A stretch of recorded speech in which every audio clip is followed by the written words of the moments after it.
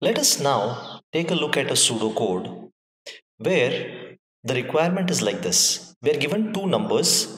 We are required to divide the larger number by the smaller one and then print the quotient or the result of the division. This pseudocode may look quite simple, but there are a few things you need to really take care of. Because the biggest challenge in computers is you do not have an answer for division by 0, as in real maths also. So let's take a look at a few inputs and let's see how we can handle this particular situation. So suppose if the input number is 0 and the second number is also 0. So let me call the input numbers as num A and num B, and the result is going to be stored in quotient or result or whatever you may want to call it. If the input happens to be 0 by 0, here what will happen is you will end up dividing 0 by 0, which is not correct. So this is some case you have to really take care of. The next case is if num A is 1 or positive and num B is 0. Here again you cannot divide 1 by 0 because there is no answer to it. So this is another problem case. The third is num A is 0 and num B is positive. So 3 by 0 again is a problem. Now the next one, num A is minus 1, num B is 0. This is not really a problem because 0 is greater than minus 1. 0 upon minus 1 is going to print 0. Same here, no problem. Same here, no problem. So our logic will need to take care of these particular three cases. Okay, and for the other cases it's quite simple.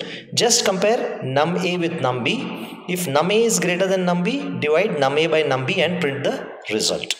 So let's start it now. So let's take two variables whose names are num A and num B, as I have shown here. In the next step, in order for me to calculate the division of num A by num B or num B by num A, I need to read the values into num A and num B. So what I am saying is enter the values into num A and num B. So in the second step, I am going to read in the values of num A and num B. So I could be reading this particular values. Now let me first take care of this first particular case. So if num A is equal to 0 and num B is also equal to 0, that means both are equal to 0, then I'm going to say display error 0 by 0 division, and then I'm going to go at the end and stop. So this is the first if condition.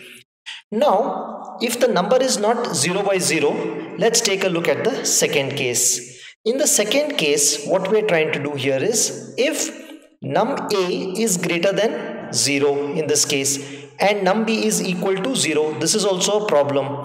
So I will print the message divide by 0 error and then I will stop. Okay, this is the else if part. Now what I'm going to do here is, now I will worry about if num B is positive and num A is 0. So then what I'm going to do is, I am asking the question, if num B is greater than 0, okay, and num A is equal to 0 as in this particular case, then I'm going to say divide by 0 and then I'm going to halt. Then lastly it is quite easy because I have taken care of all the problematic cases. All that I need to do is find is num A bigger or num B bigger. So if num A is greater than num B, then the result is going to be num A divided by num B. Else automatically num B must either be equal to or greater than num A. In that case I am going to say display the result is num B upon num A and then I am going to halt. So this is the pseudocode to find the division of the larger number by the smaller number after taking care into all the extreme cases. So let's just try to run through this logic once to see if it is working. So let's take this last case 0 and minus 7. So num A is 0, num B is minus 7. So this is step number 2. Num A is equal to 0 is true, but num B is 0 is false. So it will not go into this if part. Is num A greater than 0? No. So it will not go into this part.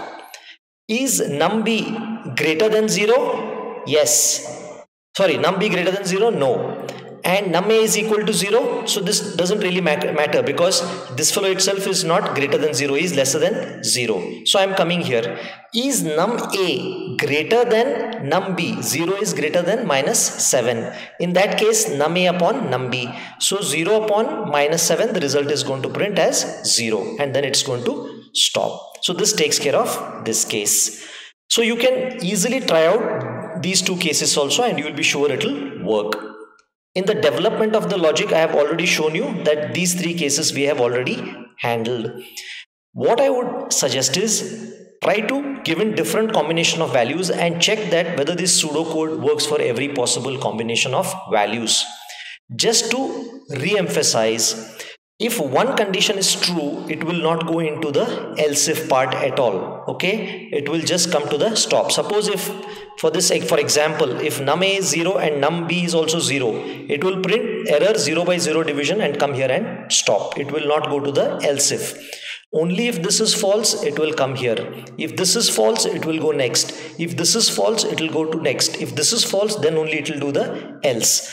It will execute the first condition which is true and after that it will stop. If nothing is true, then it will come here and print that. An example of that case could be this one. The else will get displayed because num b is greater than num a, so it will display 5 upon minus 3, whatever is the value.